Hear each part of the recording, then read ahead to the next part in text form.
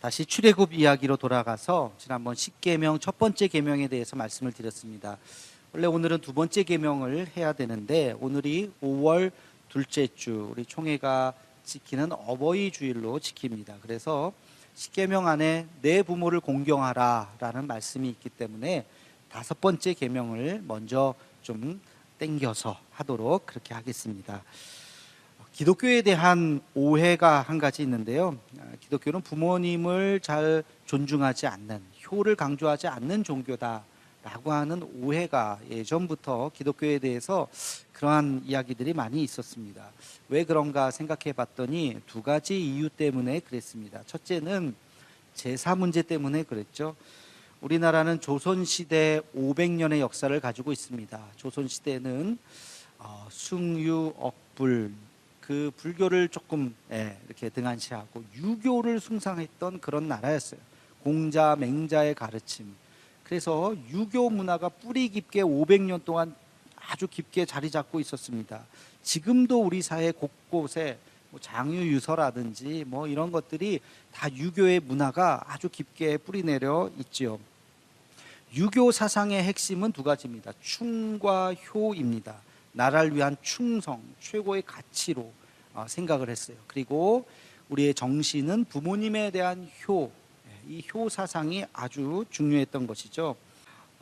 효의 실천을 하는 것은 당연히 연세가 많으신 어른들을 모시는 것도 중요하겠지만 사실은 유교의 핵심은 그 다음에 돌아가실 때 장례를 치르고 그 다음에 제사를 지낸 것까지 아주 엄격한 규제와 법이 있어요.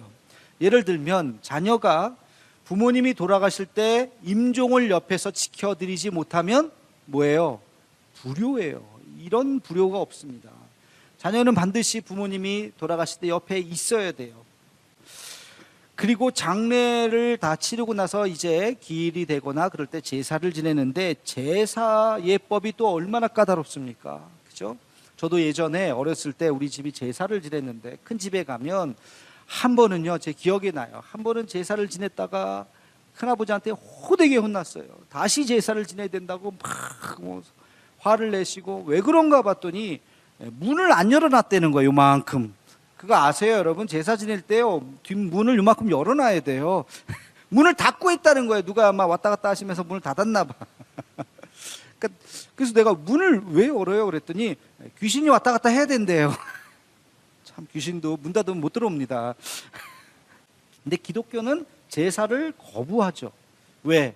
사람이 죽으면 천국 가는 거예요. 하나님 앞에 가는 거예요. 그 사람의 영혼이 여기 구천을 떠든다든지 여기 있을 수가 없어요. 근데 사람 제사는 그 영혼이 온다고 생각하고 믿고 그 영혼에다 내가 절을 하고, 그래서 우리는 절을 하는 그 행위가 악한 영에 대해서 절을 한다. 그래서 우리는 그 절을 하지도 않고 제사 자체를 거부하고 부정을 하죠. 그러다 보니까 유교에 아주 그 정통하신 분들, 종갓집이라든지 아주 제사를 잘 지내시는 분들이 생각할 때는 저 기독교는 아주 그냥 몹쓸 종교, 부모님을 모시지도 않는 종교, 효도의 효자도 모르는 종교, 그렇게 평가를 하게 되는 거예요. 또 두 번째는 어떤 것 때문에 그러냐면 현실적인 문제인데요. 기독교인들이 가족 모임에 잘 안 가거나 못 가거나 안 가시는 분도 있고 못 가시는 분도 있고 그래요. 왜 그러냐면 우리는 주일날, 주일 성수, 이렇게 주일날 오전에 예배 드리는 것을 정말로 중요하게 생각하죠. 주일날 한번 예배 빠지면 난리가 나죠. 근데 가족 모임이 보통 주말 껴서 하거나 제사도 토요일 밤에 하거나 그럴 때가 굉장히 많습니다. 그 제사를 준비하는 그 과정에서 어떤 분들은 나 제사 음식 준비하기 싫어. 그 제기 같은 거 만지고 싶지도 않아. 그래서 아예 그냥 안 가려고 하시는 분들이 있어요. 그러다 보니까 예수 안 믿는 사람들이 볼 땐 저 이기적인 기독교인들, 자기들은 참여도 안 해. 그러면서 기독교인들에 대해서 아주 안 좋게 생각하고 그런 반감이 이제 생기게 되는 것입니다. 정리해 보면 제사 문제는 신앙적인 문제예요. 이건 우리가 받아들이기 어렵죠. 근데 제사 참여에 대한 문제는 문화의 문제였어요. 얼마든지 사실은 타협이 가능한 거예요. 제사 음식 그거 뭐 귀신이 먹는다고 생각하지 말고 어차피 끝나면 우리가 다 먹잖아요. 우리가 먹는다고 생각하고 같이 또 참여하고 동기들 간에 하면 좋은데, 아예 그냥 그런 것을 발걸음을 안 하려고 하는 분들 때문에 기독교에 대한 인식이 굉장히 나빠지게 되었던 것이죠. 그러나 성경의 가르침은 절대 그렇지 않습니다.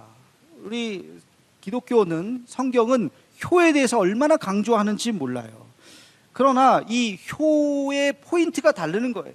유교는 살아있을 때보다도 어쩌면 죽었을 때, 죽는 그 순간, 죽은 이후에 그 부모님에 대한 예를 다 하라고 이야기하지만, 우리는 죽으면 존재하지 않습니다.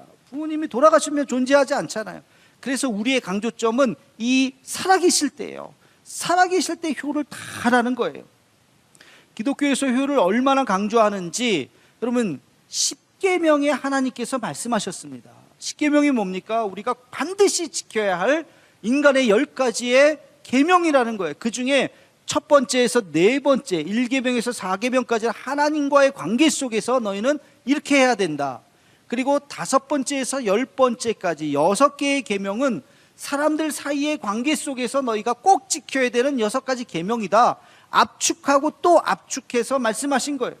그 사람과의 관계 속에서 꼭 지켜야 된다라는 6가지 중에서 첫 번째가 바로 내 부모를 공경하라는 거예요. 그러니까 얼마나 이것을 중요하게 생각하는지를 우리는 깨달아야 됩니다. 여러분, 십계명은 지금 우리가 읽은 본문 출애굽기 20장에도 나오지만, 모세가 나중에 40년의 광야 생활을 회상하면서 이스라엘 백성들에게 다시 이야기하는, 그게 신명기서인데요, 그 신명기서에도 다시 한번 나옵니다. 신명기서 5장에 보면 이제 십계명이 나오는데요, 우리 함께 5장 16절 말씀을 같이 읽어보겠습니다. 시작. 너는 너의 하나님 여호와의 명한 대로 내 부모를 공경하라. 그리하면 너의 하나님 여호와가 내게 준 땅에서 내가 생명이 길고 복을 누리리라. 아멘. 내 부모를 공경하라, 이 이야기는 똑같아요. 근데 그 다음에 그리하면 하나님께서 너에게 이런 복을 주시겠다. 2가지 복을 이야기합니다. 내 생명이 길고, 그리고 너가 이 땅에 사는 동안 복을 누리게 될 것이다. 여러분, 이게 구약의 가르침이지만 이 가르침을 다시 한번 강조하면서 성경에 기록한 사람이 있어요. 사도 바울. 사도 바울이 에베소서에 바로 이 신명기의 말씀을 이렇게 풀어서 썼습니다. 에베소서 6장 2절에서 3절 말씀입니다. 함께 읽겠습니다. 내 아버지와 어머니를 공경하라. 이것이 약속 있는 첫 계명이니 이는 내가 잘되고 땅에서 장수하리라. 아멘. 신명기에서는 내 부모를 공경하라 그랬는데 에베소서는 내 아버지와 어머니를 공경하라 이렇게 풀었어요.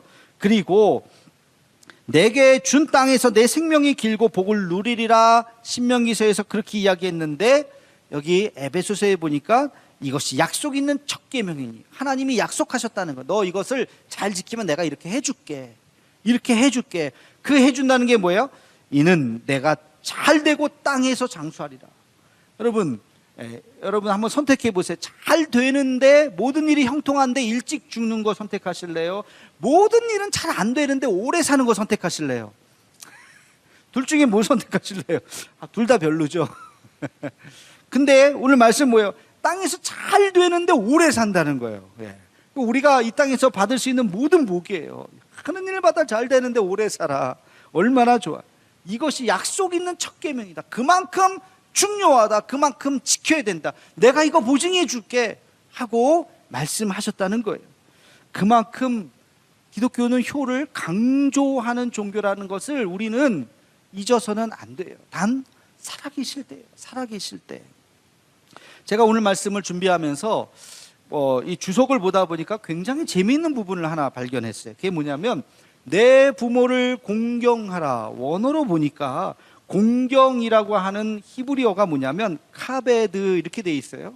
이 카베드는 주로 동사로 쓰이는데 3가지의 의미에서 쓰입니다. 첫째는 물건의 저울에 무게를 단다. 무게를 달 때 카베드라는 단어를 써요. 그리고 그것이 무거울 때 카베드라는 단어를 씁니다. 가벼운 게 아니라 무거울 때. 근데 이 무겁다는 단어를 사람에게 쓸 때, 그럼 무거운 사람, 가벼운 사람, 가벼운 사람이 좋을 것 같아요? 무거운 사람이 좋을 것 같아요? 무거운 사람이 좋아요. 그래서 제가 좀 무겁습니다. 그래서 가볍지 않아요. 사람이 무겁다라는 표현은 뭐냐면 경의를 표하고 영광을 돌린다는 뜻이에요. 사람을 저분은 참 무거운 분이야. 가볍다는 것은 좀 부정적인 의미고요. 무겁다고 하는 것은 상대에게 경의를 표하는 겁니다. 그럴 때 이 카베드라는 단어를 써요. 근데 이게 명사로 쓰일 때가 있어요. 카베드가 명사로 쓰일 때는 뭐냐면 여러분 굉장히 충격적이었어요. 간이에요. 간. 카베드, 내 부모를 공경하라. 카베드인데 그게 명사를 쓸 땐 간이구나. 내 부모를 내 몸의 간처럼 여겨라. 간처럼 여겨. 여러분, 간이 어떤 역할을 합니까? 우리 몸의 간이 여러 가지 일들을 하지만 특별히 두 가지 역할을 합니다. 하나는 해독작용이죠. 잘 아시죠? 해독작용. 간이 튼튼해야 뭐 잘못된 음식, 뭐 술도 그렇고요. 뭐 여러 가지 간에서 다 해독을 합니다. 근데 간이 망가지기 시작하면, 간이 약하면 해독을 못해요. 그리고 온몸에 다 모든 게 다 병이 생기는 거예요. 그래서 간이 굉장히 중요하죠.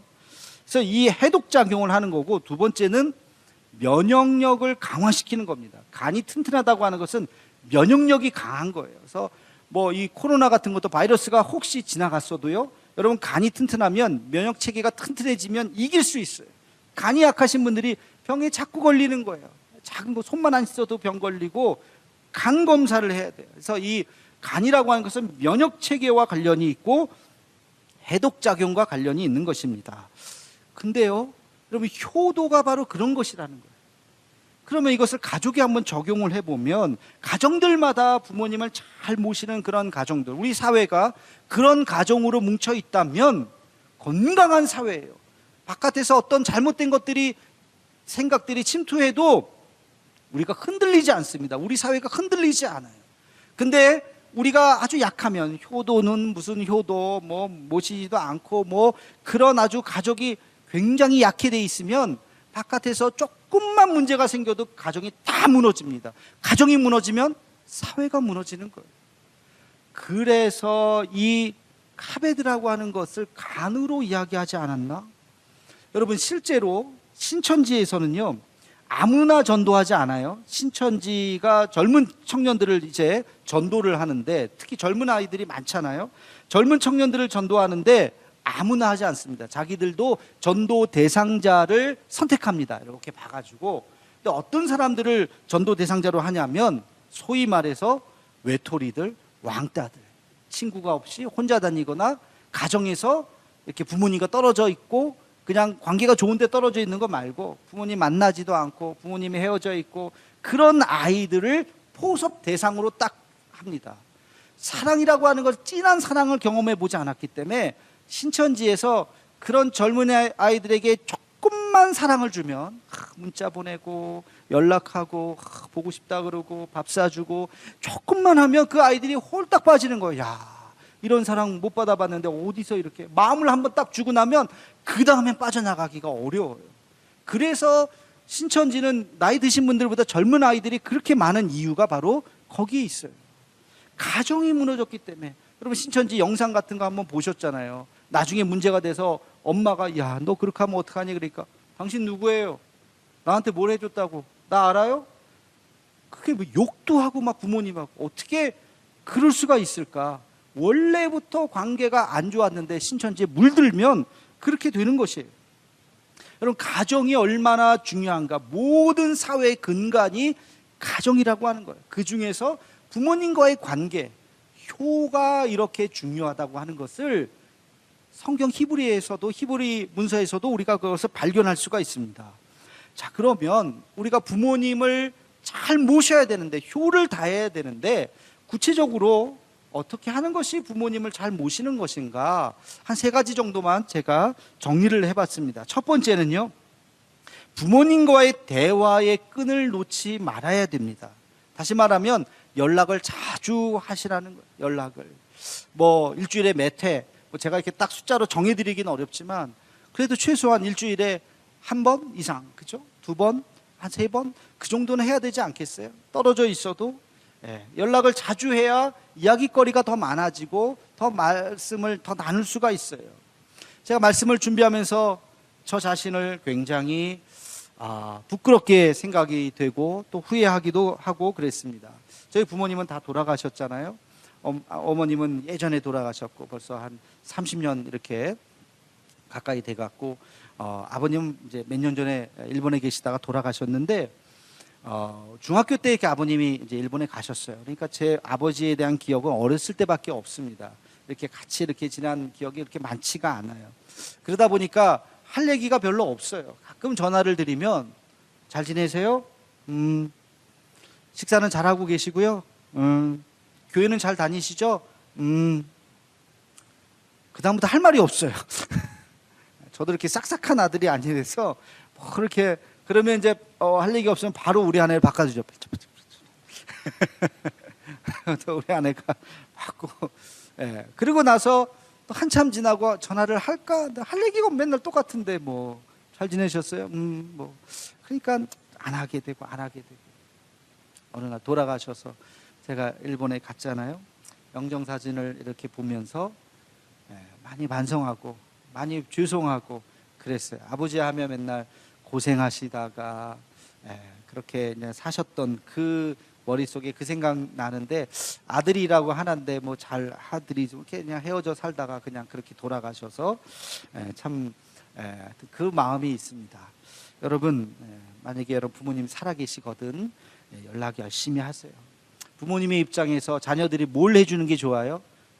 명절이나 생일이나 이 어버이 주일 이럴 때 돈 받는 거, 돈 주는 거 좋으세요?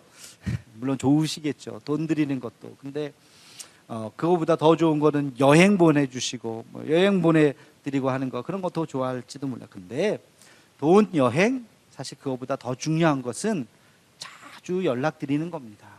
자주 연락드려서 목소리 들려드리고 또 가족들, 아이들 연락하고 찾아뵙고 얼굴 뵙고 그렇게 또 사시는 모습 이렇게 좀 잘 돌봐드리고 하는 것 이것이 효의 첫 번째다 하는 것을 다시 한번 말씀드리면서 부모님 살아계실 때 후회하지 않는 부끄럽지 않는 자녀들이 되기를 주님의 이름으로 축원합니다.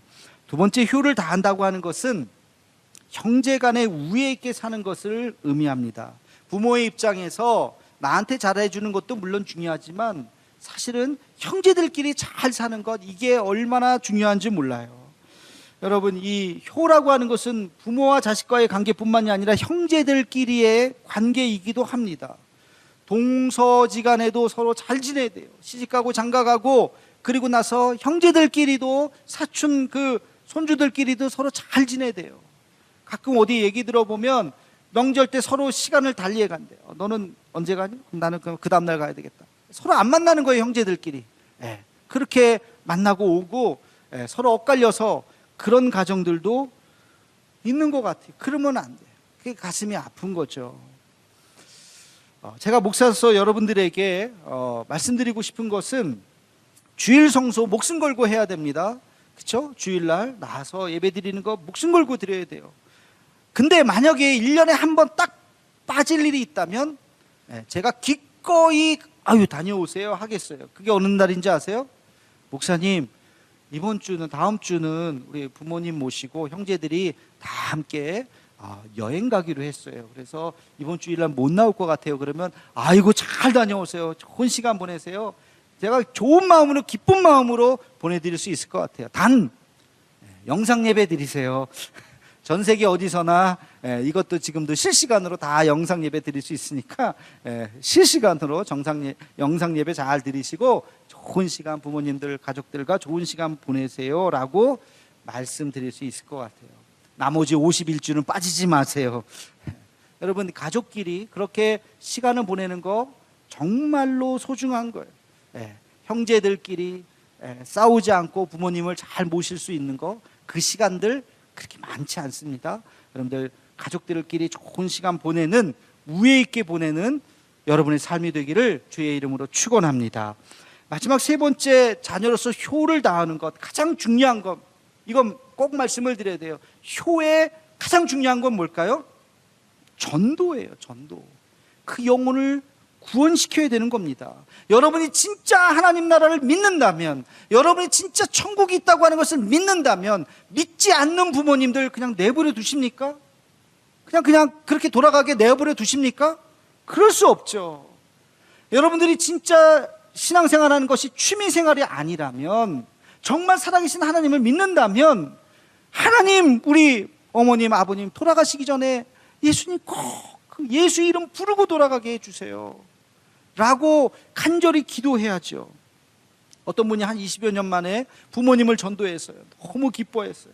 그래서 어떻게 제가 물어봤어요. 어떻게 이렇게 전도를 하셨어요? 그랬더니 하는 말, 아유, 건강하실 때는 씨알도 안 먹히더라고요. 건강해서 교회 갑시다. 아유, 네 혼자 알아, 네 혼자 알아. 나 교회 안 간다. 근데 어느 날 이 아버님이 병에 걸리신 거예요. 시무룩해지셨어요.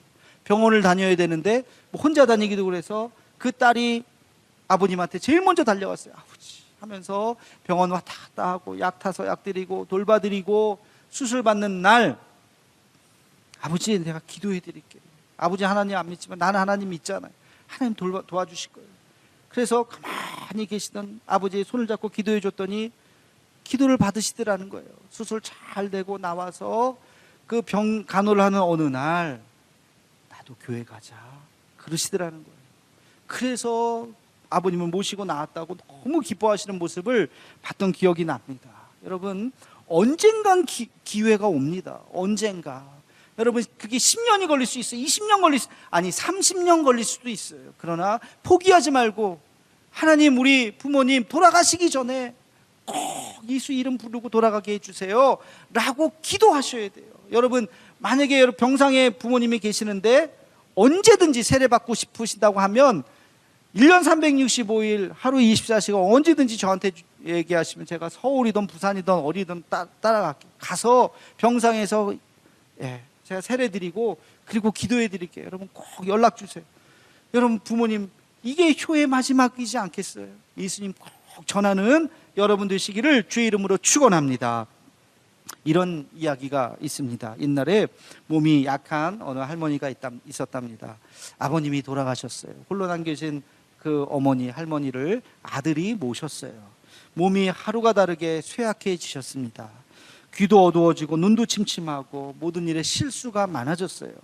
같이 식사를 하는데 음식을 자꾸 흘리고 물컵도 흘리고, 어느 날 그 어린 소녀 우유를 따라주다가 우유를 다 흘려버렸어요.